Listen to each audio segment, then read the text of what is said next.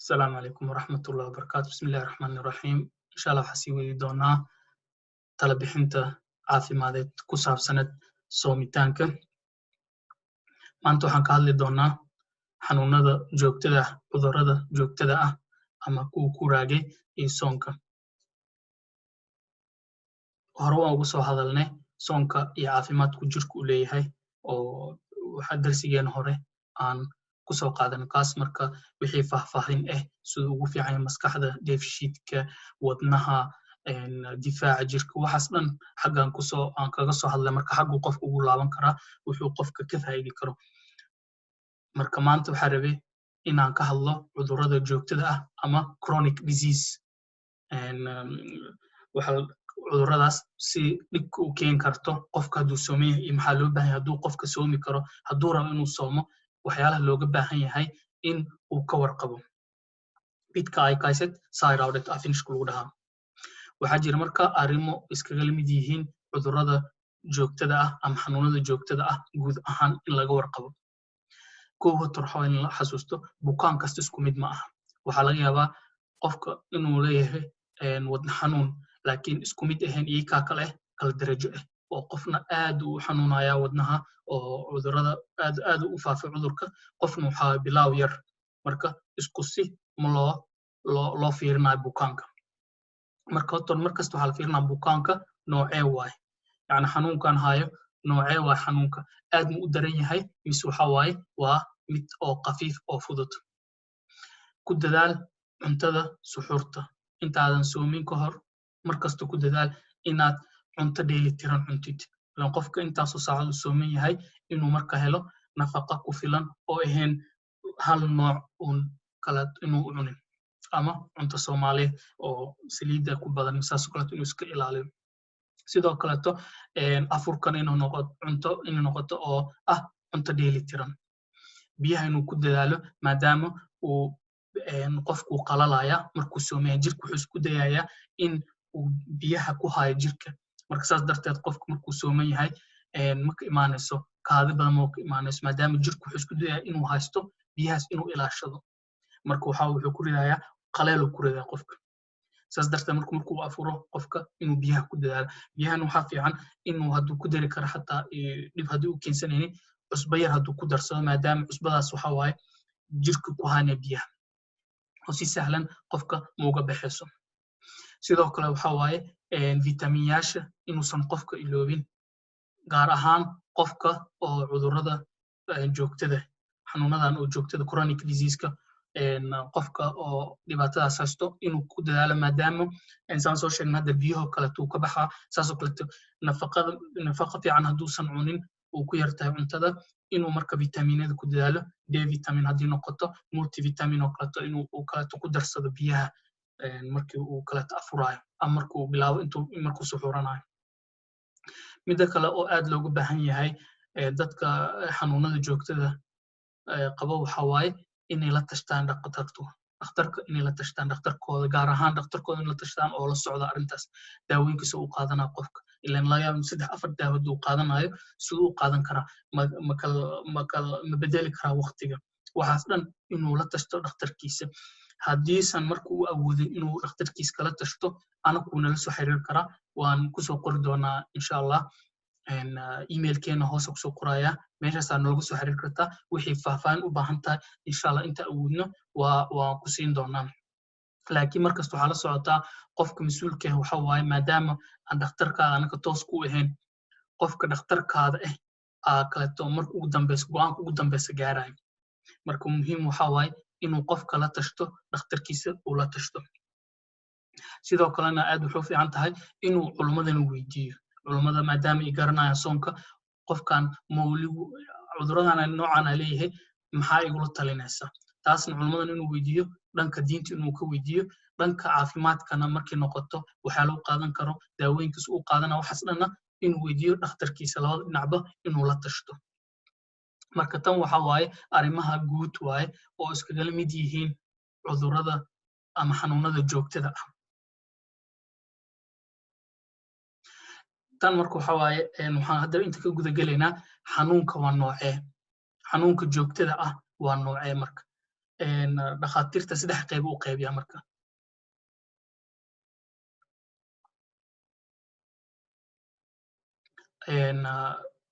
xanuunka marka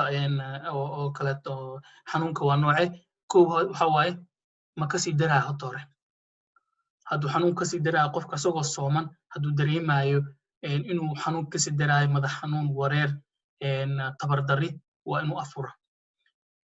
haddii uu dib u dhigaayo bogsin hadduu qofka dhaawac soo gaaro kaleeto guud ahaan markaa ka hadlayna xanuunada hadduu dhaawac qofka soo gaaro ma dhib haysato hadduu dib u dhigaayo bogsinada waa qofka inuu afuro saddex waxa waaye cabsi daran ma ka jiro haddii isdhahayo xanuun uu yahay hadeer oo wax yaraa dareema laakiin waxaan ka cabsanaa inuu dhib igu sii gaarso inuu dhibka kasii daro waa inuu afuro markaas saddexaas marbo qofka waxa waaye waa qof xanuunsan waaye markaasna inuu afuro waaye waxa waaye ilaah subxana watacaala walaa tulquu biyaydiikum ila tahlukati nafafkiina ha halaagina yani ilaah subxana watacaala markuu soonka uu waajibinayay soonka dad gaar ah loo waajibiyey dad oon loo baahnay marka in isku kalifaan siyaalo kaleto uu qofka u raadsan karaa ajir u raadsan karaa marka markastaba xanuunka hadduu yahay xanuun oo joogto ah ama xanuun oo hadeer soo booday oo dhahaan acute virus oo qofka markaas qabatay qandho qabatay ama cudurka waan ka hadalnay covid oo kaleto kale ku dhacay ama cudur kaleto oo guud ahaan marka ku dhacay kow xanuunka ma kasii daraya hadduu kasii daraayo waa inuu afuro labo hadduusan afurin bogsina dibna u dhigaysaa qof hadduu dhaawac yaho kaleto dhaawac oo garanayna qof dhaawac weyn hadduu soo gaaro kale dhaawacaas waxa waaye jirku wuxuu u baahan yahay nafaqo u baahan yahay si uu u kabsado marka bogsinada dibna u dhigaa hadduu u dhigaayo waa inuu afuro saddex cabsi daran maa jiro yacni qofka hadduu sii wado muxuu isdhahayaa way kasii daraysaa arrintan يعني cabsi muu ka qabaa oo la taaban karo maahan cabsi oo ismuudsiinayo cabsi la taaban karo ma tahay oo alleetan waxa waaye dhib ama iga soo gaarta taasoo kaleto oo jiradii ma ka darin laakiin cabsi waxaa jirto la taaban karo saddexaas marba waxaa qofka inuu afuro hadduu marka dib kasoo qaleynayo iyo haddii kaleto inuu markaas culummada weydiiyo iyo dadkii arrimahaas ku takhasusay maxaa la fiirinaa marka qofka qof waxaa jira hadeer oo cudur ama xanuun joogto ah oo ku raage ahaayo waxyaalaha fiirinaan markaa dhakhtarnahana maxaa fiirinaa horta waxaa fiirinaa kow da'da qofka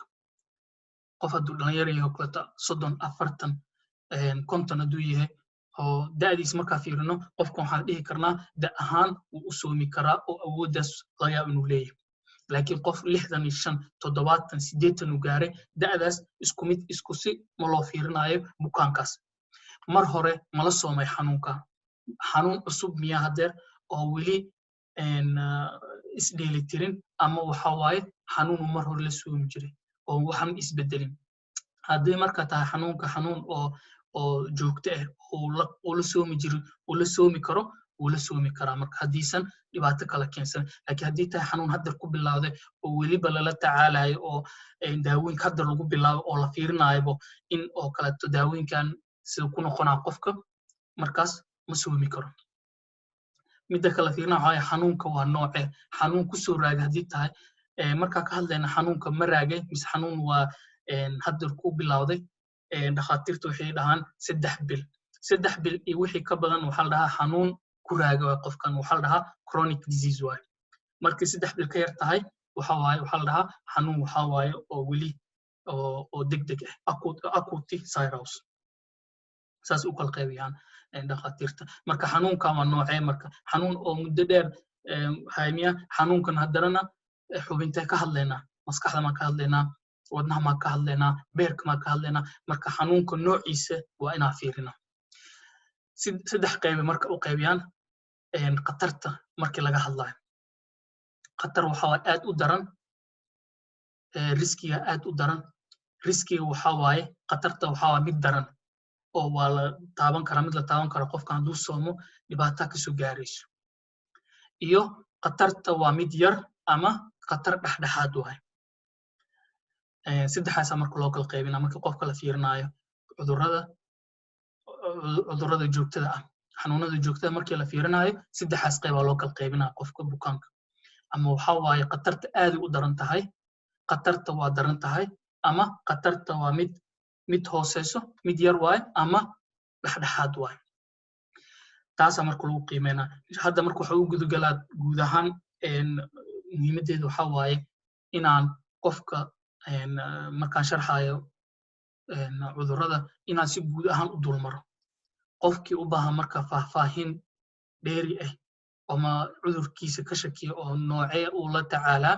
kow inuu dhakhtarkiisa weydiiyo labo inuu culummada uu weydiiyo kaleeto saan ma samayn karaa in iyakana uu ka helo yani inuu la tashto iyadana iyakana waa muhiima midda koowaad hadaa ku bilaabo marka cudurrada wadnaha hadaa ku bilaabo waa saasuu sheegayna saddexda qayb oo ka qaybinayna qatarta aad u daran qatarta dhexdhexaad iyo qatarta oo waa yar tahay mise waa hooseysa qatarta hoose oo kale tusaale ahaan waxaa waaye Beren-Bine tauti ama dhiigkarka oo dheelitiran dhiigkarka haddii mar uu mar waxay dhaafi kartaa 200 dhaafi karta normalka waxaa loogu talagalay dhiigkarka waxaa 120 130 kan kore oo kan hoosena waxaa waaye 80 ilaa 85 marka mar haddii dhaafto kaleeto 200 haddii dhaafto qofkan waxaa dhiigkarkiisa waxaa maaha mid culus u noqonaa marka taasoo kaleeto waxaa waaye inuu qofka daawo qaato hadduu uu leeyahay kaleeto xanuun oo wadna xanuun hadduu leeyahay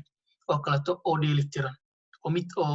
oo fudud hadduu leeyahay markaasoo kale uu soomi karaa laakiin maanta dhan haddii uu xanuunayo wadnaha xanuunayo laabta hadduu maanta dhan gubanayso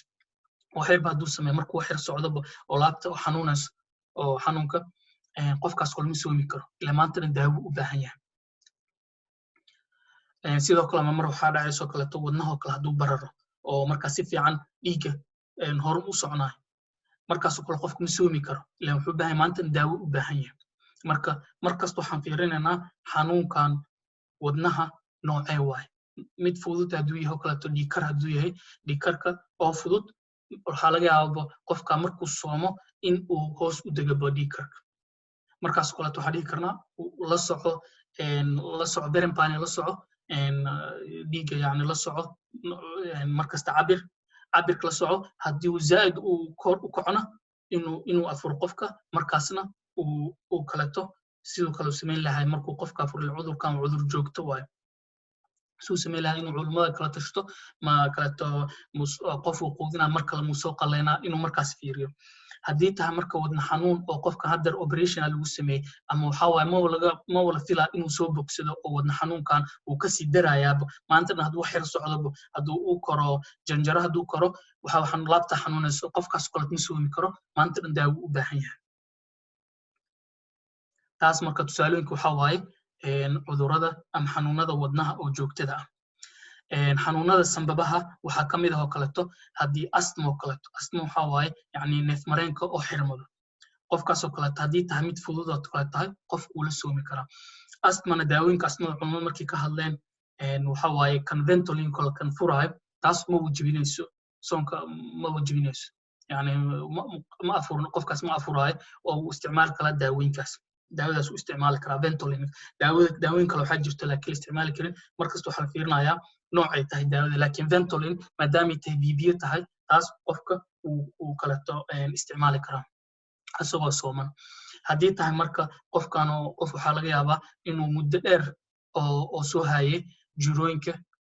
sanbabaha ama waxaa laga helo kaleeto kansara laga helay oo sanbabaha ah qof hadduu muddo sigaar soo cabaa kaleeto waxaa laga yaabaa in uu qofkan uu kansar uu ka qaado ama waqti dheer hadduu sigaar cabaayay sanbabahii sidii la rabo ma u shaqaynayaan maanta dhan wuxuu ku xiran yahay wuxuu ku xiran kan hawo maanta dhan u baahan ziyaado ah maanta dhan qufac zaa'id ah qandho laga yaabo inuu ku keeno dhibaato inuu ku keento marka taasaa ka mid ah midda fudud waxaa waaye astma oo kaleeto ama waqtigan oo kale haddeer oo geedaha soo baxayaan qof mar waxaa la dhahaa cetabelo astma yani waqtigan geedaha soo baxa astma nooca geedaha markay soo baxayaan markaas kaleeto qofka waxaa laga yaabaa mar in neefta ku dhegto marka caadi uu isticmaal Ventolin uu isticmaali karaa mana ka buurinayso soonka sida culimada sheegeen haddii marka laakiin uu aad kasii daro qofkaas waa inuu afuro maadaama daawooyin kale u baahan yahay haddii marka astmada mid daran tahay ama keewka acta matauti oo yani sanbabaha isxireen oo ama sigaar ha noqoto ama wuxuu ka shaqayn jiray meelahan oo qiic hadduu ka shaqaynayo markaas kadib waxaa gaaskii muddo badan oo qofka sanbabaha u galaayay markaasna dhibaato u keensadan sanbaha qofkaas marka ma soomi karo marmar qaar waxaa jirto sanbabaha way qolofeystaan qolof yani fibrosis ku dhacayo markuu qolofeystaan markaasna waxaa waaye si fiican uu qaadan kara neefta uu qaadan karo markas neefta uu ku dheganta qofkaas kaleta ma soomi karo sidoo kale wadnaha xataa wuu qolofeysan karaa hadduu qolofeysto xubin kasta oo qolofeysato yani si fiican u shaqaynayso marka qofkaas waxaa dhibaato si khatarta dhaqsi yani u gaari kartaa dhibaato usoo gaari kartaa marka taasna waxaa waa tusaalooyin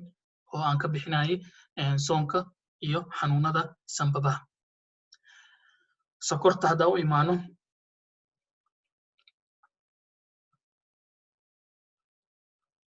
sokorta waxaa waaye dhowr nooca loo kala bixinaa iyadana waa isla sidaa marayna mid kastaba cudur kasta xanuun kasta oo chronic joogto saddexaas qayb mar kasta xasuusno mid daran aad u daran mid daran ama mid oo khatartiisa ay tahay mid fudud ama dhexdhexaad tusaalaha marka sokorta waxaa waaye hadduu isticmaalayo daawooyinka oo kaleeto oo kaniiniyaasha hadduu isticmaalayo metformin oo kaleeto hadduu isticmaalayo waxaa kamid yanuvia oo kaleeto hadduu isticmaalayo kuwaas oo kaleeto inuu dhakhtarkiisa uu la sheekaysto uu dhaho uu la tashado markaas ma isticmaali karo waqtigaas ma isticmaali karaan haddii marka ay tahay mid fudud ama mid oo cudurka uu yahay mid dheelitiran controlled yani oo tasapaynosa haddii tahay mid saas oo kaleeto wuu soomi karaa qofka mar kastana inuu ka warqabo sokortiisa yani insulin hadduu isticmaala gaar ahaan qofka markuu diabetes yahay mar qaar waxaa waaye inuu sokortiisa la socdo weliba waxaa kasii daran sokorta laba nooca loo kala qaybiya mid oo yani qofka dhalinyarada ku dhacdo iyo midka sokor oo macaanka yani oo keeno cudurka keeno marka midda oo qaybta koowaad oo sokorta oo diabetes type 1 kala dhaho qofkaas waxaa waaye maba soo saarayo yani xubinkii ma soo saarayo dhacaankii la rabay insulinka ma soo saarayo markaasoo kaleeto waxaa qofka si sahlan uu markaas dhibaato u keeni kara yani cudurro oo halis u keeni kara qofka uu koomo geli kara xataa markuu qofka soomayo waxaa la rabaa inuu dhowr mar cabiro sokorta dhiig inuu ka cabiro uu fiiriyo haddana calaamadan ujeedo yani qofku fiirinaya sokorta nooce intii maraysa marka taasna waxaa waaye qofka marka yaa soomi kara marka qofka oo hadda oo diabetes ama sokorta qof waxaa waaye oo kaleeto dheelitirneen oo weli tasapaynosa ma ahan cudurkan haddaa lagu bilaabo daawooyinka lagu bilaabay oo si oo culus loo daaweyn hayaa oo looga hortegi hayaa qofkaas kule marka inuu wado waa daawooyinkiisa maadaama haddeer loo bilaabay taasoo kaleeto tusaale ahaan haddii oo sokorta maantana hoos u dhaceyso qofkaas kule ma soomi karo waa qof jiran waaye qofkaas ma soomi karo si kaleeto inuu ilaahay ugu dhowaado waxaa la rabaa marka dumarka haddii uur leedahay markaasna weli sokor ay leedahay markaasna taas waxaa waaye waa kasii uurka waan ka hadli doonaa cabaar kadib uurka gaara uga hadli doonaa laakiin laba waxa isku darsan uurna waa leedahay waana sokor marka qofkaas kaleeto waxaa waaye dhibaato dhaqsi u imaan karaa waana khatar oo halis noqon kara intaas uga baxayna insha allah sokorta cudurka sokorta xanuunada kelyaha waxaa ka mid qaybihi haddaa u qaybina haddeer haddii tahay xanuun kelyaha oo khafiif haddii tahay oo wax dhagax oo kaleeto dhagax yar oo xanuun badan keenayno kaleeto kaasoo kaleeto haddii wax yar kelyahadiis wax yar oo si fiican u shaqaynaynin taasoo kaleeto uu soomi kara qofka inuu ka warqabo waala markuu afuro kaleeto inuu biyo badan si fiican u cabo haddii marka ay noqoto xanuunka uu khatar zaad u noqdo qofkan oo kaleeto kelyaha laga bedelo kale maanta wuxuu qaadan qof markii kelyaha laga bedelo kelyaha markii shaqeyneen oo ay dhintaan waa la bedelaya kelyo cusub ah qofka oo transplantation lagu sameynaa markii kelyo cusub la geliyo maanta waxaa jiro daawooyin uu qaadanayo si uu jirkiisa u diidin kelyahan cusub wax cusub uu dareemaya jirku dareemaya wax cusub lagu rakibay marka wuxuu isdayaa inuu u diido marka waxaa jira daaweyn u isticmaalaya joogto u isticmaalaya difaacan hoos u dhigayo si uu markaasna keliyahaas u shaqeeyaan marka qofkaasoo kaleeto ficlan ma ka tegi karo daawooyinkaas ma ka tegi karo daawooyinkaas hadduu ka tego 90% waxaa la filayaa in uu jirka diido keliyaha cusub qofkaas marka waxaa waaye isagoo oo mindi isgeliya camal oo kale uu noqonaa sidoo kaleeto keliyaha haddii shaqaynaynin qofka maanta dhan oo wuxuu ku suran yahay faleebo oo 2 maalin 3 maalinba dhiigga waa la safeynaya dhiigga qashinkaas la socdo keliyaha marka waxaa way safeynayaan keliyaha haddii shaqaynaynin waxaa lagu xiraa faleebaa lagu xirayaa qofka wasaqda laga saaraya mashiina ka saarayso haddana jirka ku soo laabanaya marka jirka ku soo laabtaa marka waxa waaye nafaqa lagu daraya qofkan u baahan marka ma soomi karo ilaan jirka markasta waxa waaye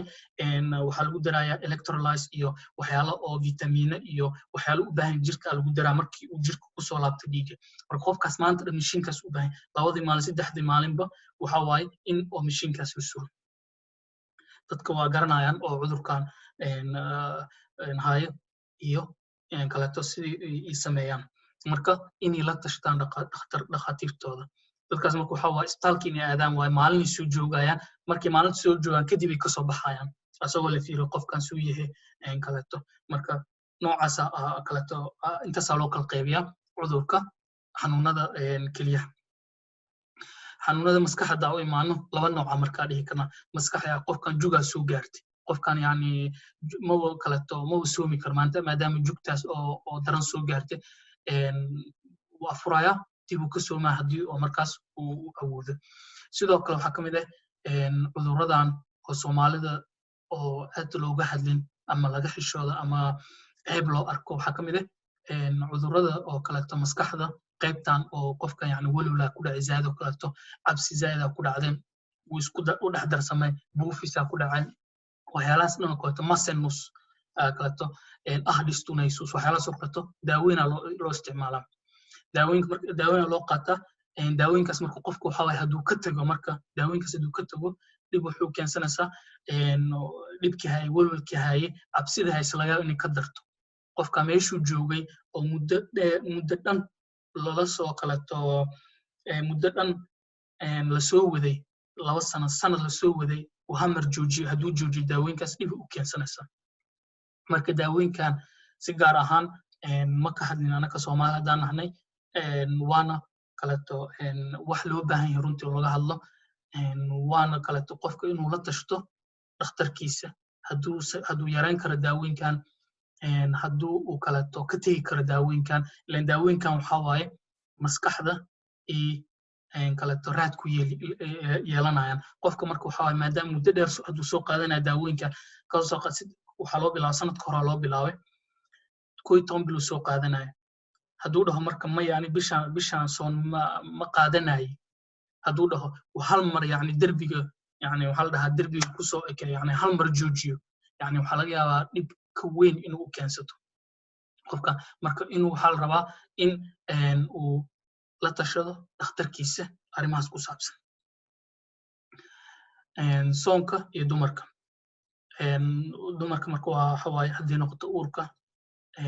ama hadii nuujinayso labadooduba waa u fasaxan tahay inay afurto markastaba ma la fiirinayo yani ma awoodaa mise ma awood taas ma wala fiirinaa hadii marka rabto isdhehayso waan awoodaa inaan soomo markaasna inay fiiriso la socoto hadii iska dareentana wax isbedel iska dareentana markaasna hore ka afurto laakiin asal ahaanba yani dumarka hadiiba uur leeyihiin ama hadii uur leeyihiin ama nuujinayaan asal ahaanba waa kaleeto u banaan tahay inay afurto wixii kale lagu leeyahay ma bixinaysaa ma afurinaysaa qof mise soo qalaynaysaa taas waxa waaye culimada kala tashato arimahaas laakiinse marka ka hadlayno caafimaad ahaan marka ka hadlayno waa afuri kartaa gaar ahaan weli hadiiba tahay qof oo haddeer yani ku cusub yani waa cunug koowaad oo kaleeto markaas waxa waaye oo maba garanaysa mise ka cabsanaysa zaid u cabsanaysa inay afurto aba u fiicanba mararkaas kaleeto haddii tahay marka qof laakiin isgaranayso oo soomi karto oo tawardarana uu keensanaynin cunuga jiniinka waa kaleeto soomi kartaa wax dhib ku jira taasna marka markastaba ha fiiris waxay samayn kartaa xataa maalin dhaaf u soomi kartaa ama labadii maalin maray soomaysaa 2 maalin afuraysaa ama 3 maalin afuraysaa haddana saas u wadaysaa marka wixii markaas lagu lahaado haddii noqoto waxyaalaha ku saabsan diintana culummada inay weydiiso waaye diinteeda ugu dambeyntii marka waxa waaye hadda waxaan ka hadlay guud ahaan cudurrada oo ugu badan haddii noqoto wadnaha sanbabaha keliyaha sokorta xanuunada maskaxda iyo uurka laakiin cudurrada oo joogtada ah xanuunada joogtada ah ma aha wax intaas ku eg intaas waxa waa inta haddeer ugu badan oo bulshadeena u baahan tahay laakiin wax kasta oo noqon karo xanuun oo joogto ah inuu qofka kala hadlo dhakhtarkiisa waxaa ka mid oo kaleeto lafa xanuunka joogtada ah oo kaleeto qof waxaa jira oo maanta dhan xanuun haya marka oon isticmaalo xanuun baabi'iyo culus isticmaalo marka qofkaas kul muxuu samaynayaa inuu marka waxyaalahaas kala tashto dhakhtarkiisa marka ugu dambeyntii waxaan kusoo koobi lahaa arrintan kow inuu qof kala tashto dhakhtarkiisa inuu la tashto hadduu isdhahay dhakhtarkiisa ma fahmaa qof muslim ma ahan qof waxaa waaye oo waxaan garanaynin anaku nala soo xiriiri karaa anakana wixii faahfaahin ah inta awoodna diyaar u nahnay inaan ku caawino bulshadeena laakiin waa qofku muhiim waxa inuu la socdo ugu dambeys go'aanka waxaa gaari kara dhakhtarka oo adiga dhakhtarkaada oo maadaama anaka ma nihin dhakhtarkaada ma nihin marka anaka ma gaari karan go'aan ugu dambeys ma gaari karno laakiinse wixii tala bixin ah waan siin karnaa qofka tan labaadna inuu qofka la tashado culummada ama dadka oo garanayo diinta garanayo inuu asagana barto maxaa ku waajib ah soonkiisa muxuu ku ansaxa soonkiisa qof kasta oo muslim waxaa looga baahan yahay inuu arrintaas garanayo intaas ka badan inuu la tashto culummada inuu la tashto oo dib ma ka soomi karaa ma ligu leeyahay kaleeto inaan kaleeto qof inaa afur intaas ma igu filanta waxyaalahaas inuu la tashto culummada inuu la tashto intan waa kana marka haddaa rabtid inaad nala soo xiriirtid sida ugu fiican waxaa waaye inaad noo soo qortid somalilacarit@gmail.com meeshaas noogu soo qor wixii cudurrada waxaa rabtid su-aashaa rabtid xagga markaas kaala soo xiriirina ama facebookan waa ku leenahay waxaan ku leenahay page ku leenahay xaggana waa nagala socon kartaa wixii faahfaahin ah insha allah intaas marka rabin inaan kusoo koobo wixii su'aalaha marka waa inoo xagga insha allah assalaamu calaykum waraxmatullahi wabarakaatu